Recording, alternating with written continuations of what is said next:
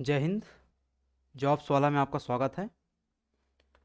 जैसा कि थंबनेल से आपको स्पष्ट हो गया होगा कि आज की ये हमारी क्लास वर्ण विचार और स्वर संधि के संबंध में होने वाली है। वर्ण विचार की पहली क्लास पिछले दिन हुई थी, जिसको अपलोड किया जा चुका है। लगभग 1 घंटे की क्लास है। उसमें वर्ण विचार के संबंध में लगभग सभी बातों को पूरा कर दिया गया था। बस कुछ एक दो बिंदु बचे हुए हैं, जिनको आज की इस क्लास में हम कवर करेंगे। उसके पश्चात हम स्वर संधि वाले टॉपिक पे क्या करेंगे, मूव करेंगे। ये जो पहली हमारी क्लास हुई थी, उसमें हमने वर्ण विचार के तहत जितनी भी बातें होती हैं, स्वर क्या होते हैं, उसके भेद क्या होते हैं, व्यंजन क्या होते हैं, उसके विभिन्न प्रकार के भेद क्या होते हैं, अयोगवाह क्या होते हैं, अयोगवाह के भेद क्या होते हैं, अनुस्वार क्या होता है, आगत स्वर क्या होते हैं, नुक्ता क्या होता है, विसर्ग क्या होते हैं, इन सब के बारे में हमने विस्तार से चर्चा की हुई थी। उस वीडियो को आप लोग एक बार देख लीजिए, चैनल को सब्सक्राइब कर लीजिए। उस वीडियो को देखना इतना ज़्यादा महत्वपूर्ण है कि आप 2017 का पटवारी का पेपर उठा करके देखेंगे, प्रत्येक शिफ्ट में उस एक वीडियो से कम 3 से 4 क्वेश्चन आपको मिलेंगे ही मिलेंगे।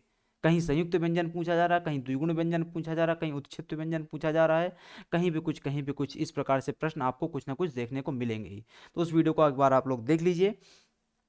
ये दूसरा लेक्चर होने वाला है। इस आज आज के लेक्चर में हम संधि वाले पोर्शन को क्या करेंगे, प्रारंभ करेंगे, पहले बचे हुए वर्ण विचार वाले पोर्शन को कवर करके। ठीक है, ये इस समय जब आप वीडियो देख रहे हैं, इसके पहले क्या है, वर्ण विचार की जो क्लास हुई थी, उस वर्ण विचार की क्लास का जो एमसीक्यू वाला पोर्शन है, मतलब मल्टीपल चॉइस क्वेश्चन, जो आपको क्वेश्चन वाले जो वीडियो है वो अपलोड किया जा चुका है, उसको भी आप क्या करेंगे, एक बार देखेंगे, ताकि आपकी क्या हो जाए, क्वेश्चन की प्रैक्टिस हो जाए। ठीक, यहाँ से चालू करते हैं। सबसे पहले क्या आता है आपका बचा हुआ पोर्शन, स्वर संधि चालू करने के पहले वर्ण विचार के बचे हुए पोर्शन में हलंत आता है।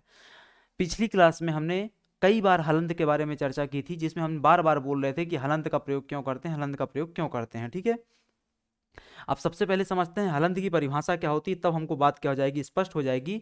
हलंत की परिभाषा के तौर पे अगर मैं बताऊं, तो हमको क्या होता है कि जब किसी वर्ण को क्या करना होता है, हमको स्वर विहीन बताना होता है, स्वर रहित बताना होता है, तो हम क्या करते हैं, उस वर्ण के नीचे एक आड़ी तिरछी रेखा खींच देते हैं। क्या करते हैं हम, जस्ट अ मिनट। ठीक है, उस वर्ण के नीचे हम एक आड़ी तिरछी रेखा खींच देते हैं। उस आड़ी तिरछी रेखा को क्या कहा जाता है, हलंत कहा जाता है। और जो आड़ी तिरछी रेखा होती है, वो जो हलंत होता है, वो किस चीज का परिचायक होता है, क्या बता रहा होता है कि उक्त वर्ण, वो जो जिस वर्ण के नीचे उसको लगाया गया है, वो वर्ण क्या है, आधा है। जैसे उदाहरण के लिए बात कर लूं कि ये क्या है आपका क है, ये क्या है आपका क है। अब मुझे इसमें हलंत लगाता हूं, अगर मान लीजिए ये मैंने क लिखा, इसमें हलंत लगा दिया, तो जैसे ही मैंने हलंत लगा दिया, तो यहाँ का इसकी जो स्वर है उसका बाहर निकल आएगा। इसमें क्या लिखा हुआ है, जब किसी शब्द विशेष में किसी वर्ण, यहाँ पे वर्ग नहीं आएगा, वर्ण आएगा, किसी वर्ण विशेष को स्वर रहित है, ये का को मुझे क्या है, का में अभी क्या है, स्वर है, स्वर लगा हुआ है। बोलिए आप का, बोलिए क, आखिरी में आ रहा है ना उच्चारण, आ, तो उसको मैं क्या है, बाहर निकालना था, मैंने बाहर निकाल लिया, तो ये क्या हो गया, इस प्रकार से उसमें हलंत लग जाएगा। जैसे परिषद, श्रीमान और ऐसे ढेरों शब्द जिनमें क्या होता है, आखिरी में आपका क्या है, हलंत लगा होता है। फिर आता है आपका वर्ण वियोजन और वर्ण संयोजन। वर्ण वियोजन से डायरेक्टली क्वेश्चन आया हुआ है आपके 2017 के पटवारी एग्जाम में, एमसीक्यू की क्लास में हमने इसको डिस्कस किया हुआ है, एक बार आप वहां पे देख लीजिए उसको। ठीक है, तो वर्ण वियोजन और वर्ण संयोजन, वर्ण वियोजन और संयोजन का मतलब क्या होता है, वर्ण वियोजन को ही वर्ण विभाजन बोलते हैं। वर्ण विभाजन नाम से क्वेश्चन आपका आया हुआ था 2017 के पटवारी में। ठीक, तो वर्ण वियोजन का मतलब क्या होता है कि जब हम क्या करते हैं, वर्णों को क्या करते हैं, विच्छेदित कर देते हैं। जब हम क्या करते हैं, एक शब्द को क्या करते हैं, विच्छेदित करते हैं, अलग अलग हिस्सों में तोड़ते हैं, पृथक पृथक हिस्सों में क्या करते हैं, उसको तोड़ते हैं। जैसे उदाहरण के लिए बात कर लें कि मेरे पास एक वर्ण है, मेरे पास एक क्या है, वर्ण, एक शब्द है। कौन सा शब्द है मेरे पास, विद्या शब्द है। मेरे पास एक शब्द है, कौन सा शब्द है, विद्या शब्द है। अब इस विद्या शब्द को, पूरा का पूरा जो विद्या शब्द है, मुझे क्या करना है, वर्ण वियोजित करना है, मतलब क्या करना है, विच्छेदित करना है, मतलब क्या करना है, विभाजन करना है। कैसे करूंगा मैं, इसका विद्या को तोड़ इसमें क्या है, विच्छेदित करना चालू करेंगे वर्णों में, तो वाह आएगा। ठीक है, अब इसमें ई की मात्रा लगी हुई है, छोटी ई की मात्रा, तो ये छोटी ई की मात्रा आ गई। उसके बाद क्या आता है, द आता है, द में क्या आ जाएगा आपका, ये इस प्रकार से आ जाएगा। फिर आता है आपका या, तो या आ जाएगा इस प्रकार से। और आखिरी में क्या आता है आपका, बड़ा आता है। ठीक है, तो ये क्या हो जाता है, पूरा आपका वर्ण वियोजन कहलाता है। और इसी वर्ण, ये जो वर्ण वियोजन वियोजन वाला पोर्शन है, इसी को क्या कर देंगे आप, मिला देंगे, तो आपको क्या मिल जाएगा, विद्या मिल जाएगी। तो विद्या को इस प्रकार से लिखना अलग अलग हिस्सों में, वर्ण वियोजन कहलाता है। और वर्ण वियोजित वाले पोर्शन को इस प्रकार से एक साथ लिखना शब्द के रूप में क्या कहलाता है आपका, वर्ण संयोजन कहलाता है। ठीक है। तो उसको मूल रूप में व्यक्त करना, पृथक पृथक रूप में व्यक्त करना वर्ण वियोजन है, और एक साथ व्यक्त करना, शब्द के रूप में व्यक्त करना क्या कहलाता है? आपका वर्ण संयोजन कहलाता है। फिर आता है आपका वर्तनी क्या होती है और अनुतान क्या होता है। देखो वर्तनी तो मतलब क्या होता है? भाषा की एक नियमावली है, उस भाषा की नियमावली का हमको क्या करना है? पालन करना है। जैसे मैं बात करता हूँ कि मुझे क्या लिखना था? कुमार लिखना था, तो ये मैंने क्या लिखा? कुमार लिखा। क्या ये कुमार सही लिखा हुआ है? आप बताइए, क्या ये कुमार सही लिखा हुआ है? आपका नाम क्या है? मान लीजिए श्याम कुमार पटेल है, आपका नाम क्या है?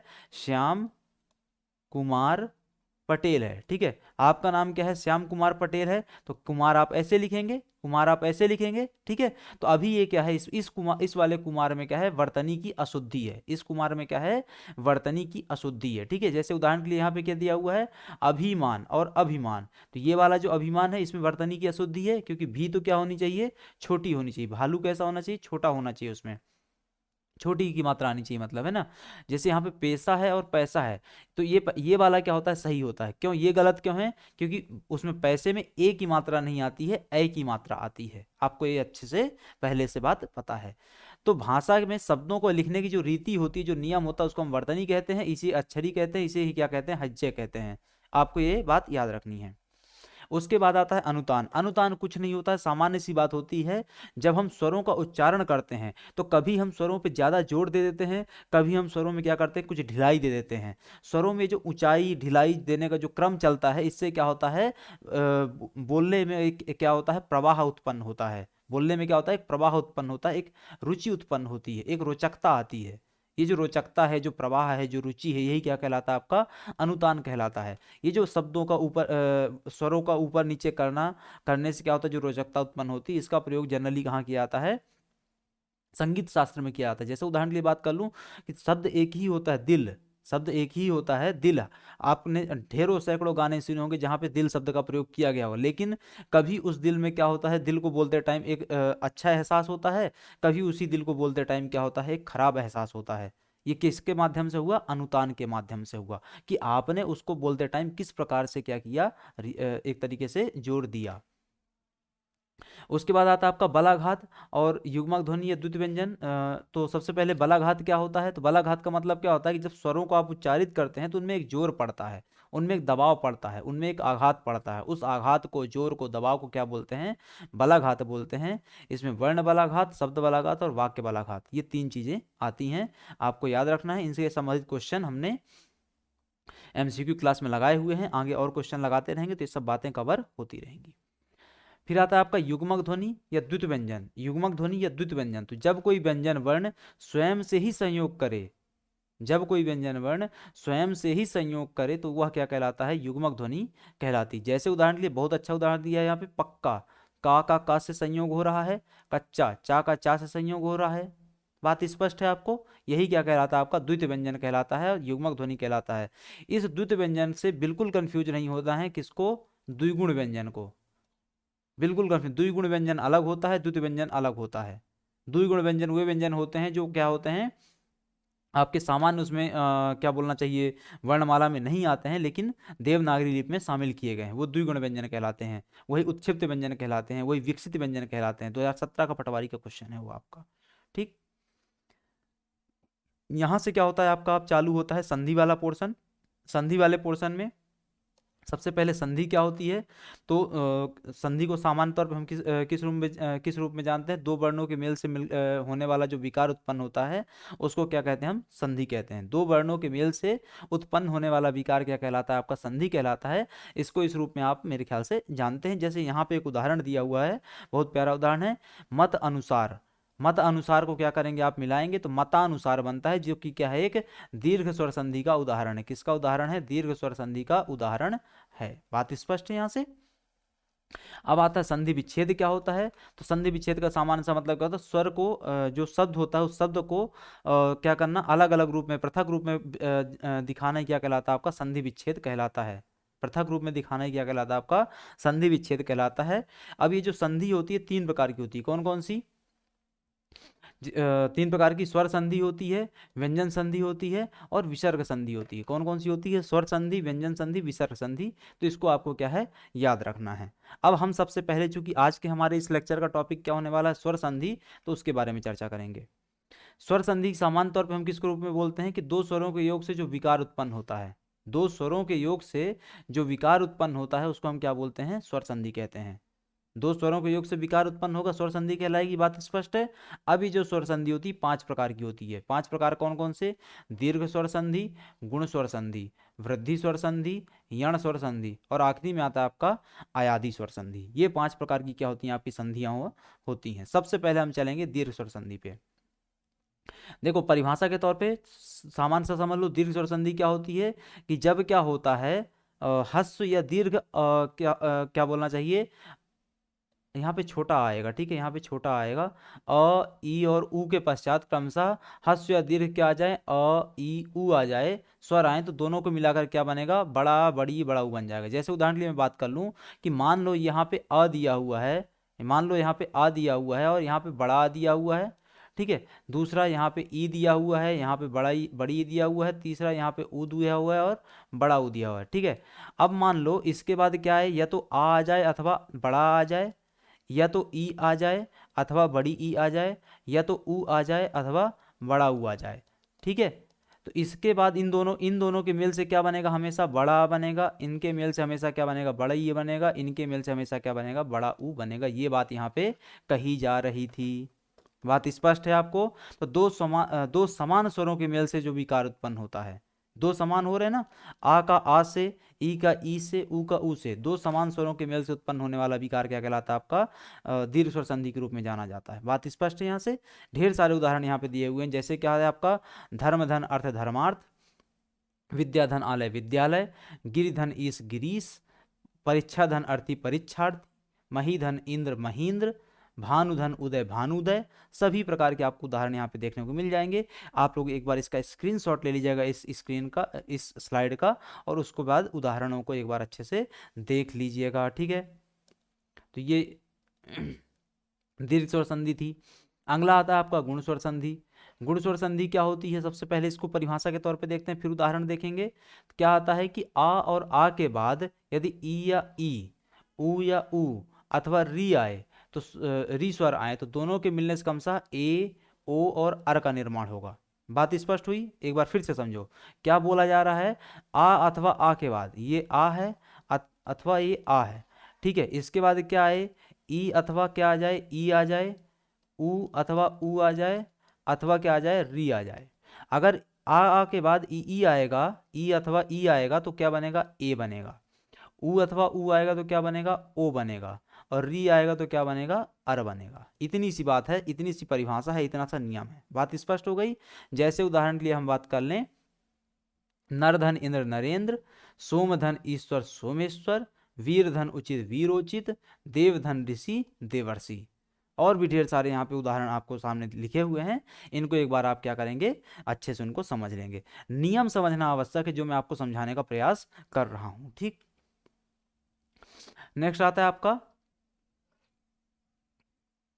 वृद्धि स्वर संधि, ठीक है। वृद्धि स्वर संधि में क्या आता है, इसकी परिभाषा समझिए, ठीक है। आ या आ के बाद ए आए, ए या ए आए तो ए और ओ, ए और ओ और आए तो ओ हो जाता है। इसको समझो, आ के पश्चात अथवा आ के पश्चात, आ अथवा आ के पश्चात क्या आएगा?